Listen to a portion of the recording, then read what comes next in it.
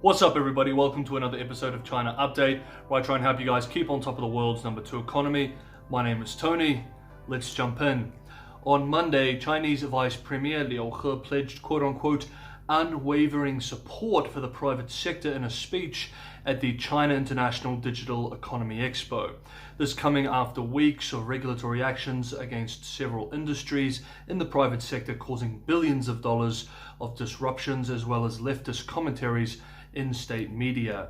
The Premier Liu He, who some of you may remember as the head of the Chinese delegation in Chinese trade negotiations during the US-China trade war, or dispute, depending on how you want to call it, went on to praise the role of the private sector in, quote, stabilizing growth and employment in the economy, end quote. Quote, the private sector contributes more than 50% of the tax revenue, more than 60% of the GDP, and over 70% of the technological innovations. It also provides more than 80% of urban employment and accounts for more than 90% of market entities in China. End quote. Statements like this may make more people nervous than calm. However, it has a sort of nothing to see here vibe to it. In recent months, technology companies from Ant Financial to ride-hailing app Didi to home delivery app Meituan and the entertainment industry have been hit hard by regulators. In some cases, entire private industries have been destroyed overnight, like cryptocurrency mining or the private education sector.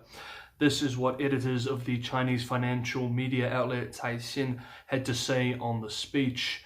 Quote, Liu's recent remarks are seen as a renewed attempt to reassure beleaguered stock market investors following months of tough regulations, with the government making moves to rein in market monopolies, as well as cybersecurity and business misconduct. This is not the first time that the Vice Premier has voiced the government's support for private businesses. In a July forum about small and mid-sized enterprises, Liu said that China's direction and development, a socialist market economy, will remain unchanged, and that China will strongly encourage, support and guide the development of the non-public economy. End quote. The following day, the state-run People's Daily published a piece explaining recent regulatory moves and again seeking to reassure people that economic opening up would continue. This is what the state-run commentary expressed. Quote, for some time, relevant departments have successively introduced regulatory measures in various fields such as education and training and information security. These measures are pragmatic actions to promote the formation of a fair competitive market environment and better protect consumers' rights and interests, and improve the socialist market economic system in a complex and changeable situation. The purpose of clarifying regulations, drawing bottom lines and setting up traffic lights is to guide and urge enterprises to obey the leadership of the party, obey and serve the overall interests of economic and social development. Facing the future, China will unswervingly promote high-level opening to the outside world, protect the legitimate rights and interests of foreign capital, promote fair competition between domestic and foreign-funded enterprises, protect property rights and intellectual property rights, enhance policy transparency and predictability, and form a new pattern of all-round, multi-level and wide-ranging opening. End quote. Common theme that I see here amongst Chinese investment circles is that the values behind recent government policies, the intent is good, but that the execution of these policies has been too abrupt and at times quite damaging. One prominent investor expressed that the initiatives are not fundamentally wrong as long as private property and the market economy is protected. But even if investors are confident that over the long run private capital will be protected, just the unpredictability of policy rollout and the uncertainty that it creates can have a direct impact on business confidence. Now, as I was finalizing this episode, the news of the phone call between General Secretary Xi Jinping and US President Joe Biden came out. This is the first conversation that the two have had in 7 months. Now, I've looked at the readout from both sides, and I want to wait a few days before I provide any analysis on here in case any new information comes out. So in the next episode, we'll be diving into that phone call and what it means for the broader US-China relationship. Evergrande. Evergrande is a property developer that we have been following here on China Update for several months now, in fact, well over a year, I believe. it has had a particularly bad week this week that we need to discuss. At least two of China's Evergrande Group's largest non-bank creditors, trust companies that manage private individual wealth in China, demanded immediate repayment of some loans, adding to liquidity strains. That was at the beginning of the week. Meanwhile, on Tuesday, trading in Evergrande bonds was suspended for the second time in less than a week, falling more than 20%. The price drop was likely in response to Moody's downgrading the credit rating for the property developer for the third time since June. As of the filming of this, the stock price of Evergrande is down almost 80% year on year, and its bonds are now trading at about 30 cents on the dollar. This week, two ratings agency, Fitch, downgraded the property giant's credit rating to CC. Only C and D are lower, and observed that an Evergrande default is likely. The company isn't doing very well in its business either. Selling prices for properties that it developed slid 11.5% in August, and total sales were down 26% versus 12 months ago. By Friday, there was a modest rally in bond prices with news that some creditors had agreed to loan payment extensions. Okay, so we have a company that is in a lot of trouble. Why should we care? Well, this isn't any old company. It is the world's most indebted developer, something like 300 billion to $500 billion in debt.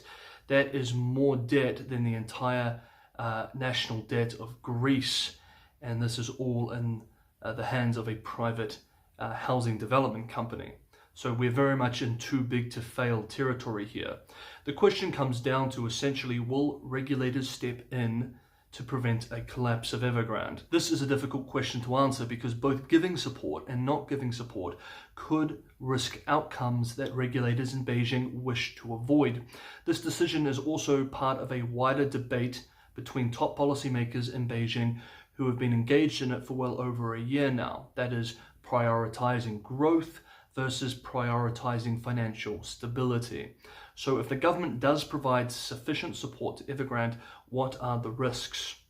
These are all interrelated and thus provide a general systemic risk, but we can look at three major local risks as follows. First, cross-industry risk. Evergrande payments to suppliers often rely on the issuance of commercial bills. These are a type of IOU that Evergrande will provide to the type of companies that it needs, third-party companies, to do its business. These are companies that provide the wood or the furniture, that do the painting, the sort of inputs that they need. A lot of these companies, hundreds if not thousands of companies, will often be provided commercial bills or IOUs. So default means that thousands and perhaps even tens of thousands of secondary companies would be affected if Evergrande went under. And of course, there are companies too that have invested in Evergrande in the billions of dollars. The second is increased borrowing costs across the sector.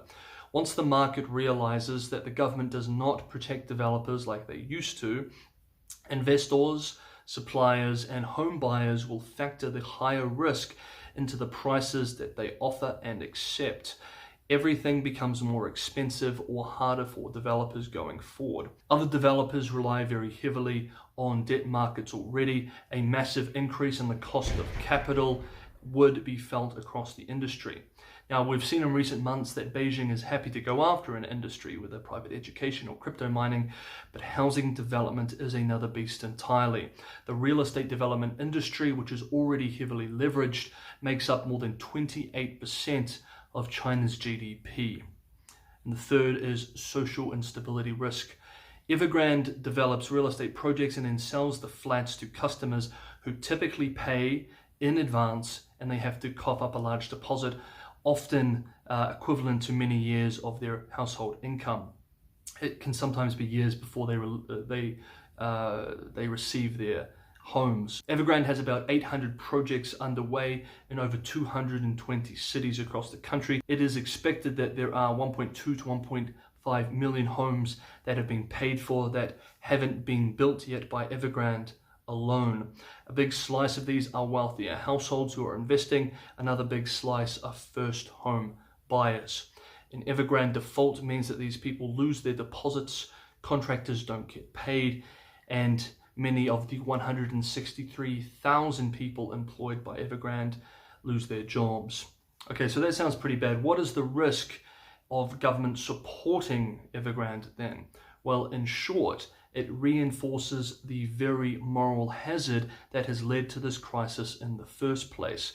The very reason so many investors were happy to provide Evergrande with so much capital, contractors with IOUs and customers purchasing home years in advance, was the belief that the government wouldn't let Evergrande fail. The government has shown this year through its words that it wants more market-imposed discipline in capital markets. Evergrande is a test to see whether it will put its money where its mouth is. If you guys are enjoying the episode, don't forget to hit that like button. And if you do get some value out of these episodes, I release one of these every week. So if you hit the subscribe button and the little bell icon, you'll be reminded of these when they come out, typically at the end of the week on a Saturday or a Sunday. And I also want to take this opportunity, as always, to personally thank my Patreon supporters. You guys rock. Thank you so much for all your support, not just financial, but also watching and liking everything. I really do appreciate it. Cheers. Okay, next up, let's move to Hong Kong. Next Digital is the parent company of the now defunct Apple Daily newspaper, a publication that for years had been highly critical of the party in the mainland. On Sunday, the company's board of directors called for the liquidation of the company and said that they had resigned. This is the statement that they made. Quote, "The company has assets but was prohibited from using them. No court order was required to freeze assets under the terms of the national security law. As a result, the board determined that it must close down the Apple Daily operations in Hong Kong. Following the arrests of 2 directors of the company and last year of founder Jimmy Lai, 7 former Next Digital executives, editors, and editorial writers have also been arrested under the national security law. The Hong Kong government has never indicated which articles published by Apple Daily allegedly violated the national security law. We observe that the events affecting the company and its people following the invocation of the national security law occurred despite there having been no trials and no convictions. Under this new law, a company can be forced into liquidation without the involvement of the courts."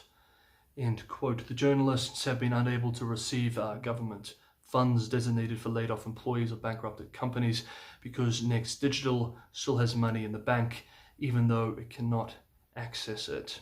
The following day, the Hong Kong Special Administrative Region Security Bureau accused the directors of smearing the national security law, expressing, quote, "By putting the blame for its operational decisions on law enforcement actions, Next Digital is trying to shift its responsibility with law enforcement authorities which act in accordance with the law as a scapegoat and maliciously smearing the national security law." End quote.